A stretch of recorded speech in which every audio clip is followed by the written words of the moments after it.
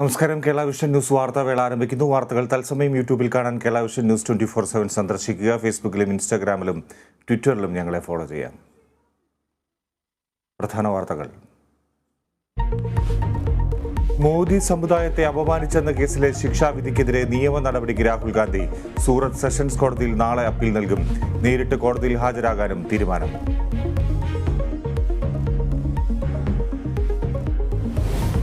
വേളാങ്കണ്ണി തീർത്ഥാടക സംഘത്തിന്റെ ബസ് മറിഞ്ഞ് 4 മരണം. അപകടത്തിൽപ്പെട്ടത് തൃശൂർ ഒല്ലൂരിൽ നിന്ന് പോയ സംഘം.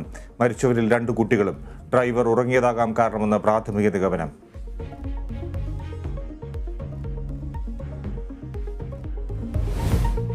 കർണാടകയിൽ പശുക്കടത്ത് ആരോപിച്ച് യുവാവിനെ നടുറോഡിൽ മർദ്ദിച്ച് കൊലപ്പെടുത്തി. സംഭവം രാമനഗര ജില്ലയിലെ സാത്തന്നൂരിൽ. കൊലയ്ക്ക് പിന്നിൽ തീവ്ര ഹിന്ദു സംഘടനാ പ്രവർത്തകൻ അടക്കമുള്ളവർക്കെതിരെ കേസ്.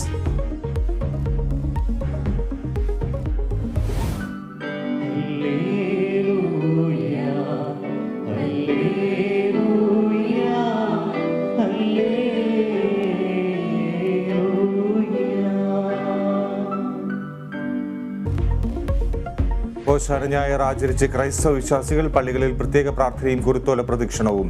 വിശ്വാസത്തിന്റെ ആത്യന്തിക ലക്ഷ്യം മനുഷ്യ സമൂഹത്തിന്റെ ഐക്യമെന്ന് കർദിനാൾ മാർ George Alencherry. Vatican Saint Peter's സ്ക്വയറിലെ കുർബാനയിൽ മാർപ്പാപ്പ പങ്കെടുക്കും. ചർച്ചുബിൽ വിഷയത്തിൽ പത്തനംതിട്ടയിൽ മന്ത്രി വീണ ജോർജിനെതിരെ പോസ്റ്റർ. സഭയുടെ വിയർപ്പിലും വോട്ടിലും മന്ത്രി മൗനം വെടിയണമെന്ന് പോസ്റ്റർ പതിച്ചത് വിവിധ ഓർത്തഡോക്സ് പള്ളികളുടെ മുന്നിൽ.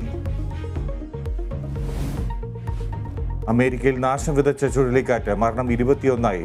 അർക്കൻസ, ഇലിനോയി, ഇൻഡിയാന എന്നിവിടങ്ങളിൽ കനത്ത നാശനഷ്ടം.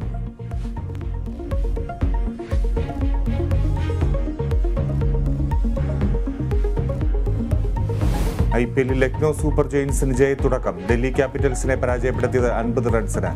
ഇന്ന് സഞ്ജുവിന്റെ രാജസ്ഥാൻ റോയൽസ് ഹൈദരാബാദിനെ നേരിടും. മുംബൈ ഇന്ത്യൻസിന്റെ എതിരാളികൾ ബാംഗ്ലൂർ റോയൽ ചലഞ്ചേഴ്സ്.